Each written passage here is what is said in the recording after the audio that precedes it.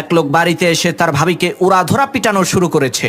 লোকটার পিটুনি খেয়ে তার ভাবি জোরে জোরে চিৎকার চেঁচামেচি শুরু করে দিল। এদিকে এলাকার সমস্ত লোকজন তাদের বাড়িতে চলে আসলো কি হয়েছে তা দেখার জন্য। তখন এলাকার মাতুব্বর সেই লোকটাকে জিজ্ঞেস করলো, কি ব্যাপার, তুমি তোমার ভাবিকে এইরকম ভাবে নির্যাতন করছো কেন? তখন সেই লোকটা বলল, মাতবর সাহেব আর বললেন না, আমার ভাবির চরিত্র মোটেও ভালো না। মাতবর বলল, আচ্ছা তাই নাকি? তো তোমার ভাবি কি এমন খারাপ কাজ করেছে যার কারণে তুমি তাকে এইরকম ভাবে পেটাচ্ছ?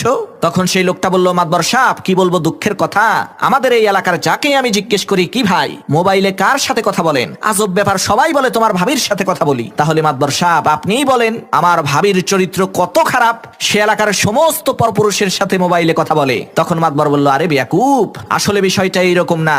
আসল বিষয় হলো ওই লোকেরা তাদের নিজেদের স্ত্রীর সাথেই মোবাইলে কথা বলে। এলাকার লোকজন যেহেতু সম্পর্কে তোমার ভাই হয়, তাহলে তাদের স্ত্রীরা সবাই তো তোমার ভাবি হয়, এ কারণেই সবাই বলে তোমার ভাবির সাথে কথা বলছে। মাতুব্বরের এই কথা শুনে লোকটা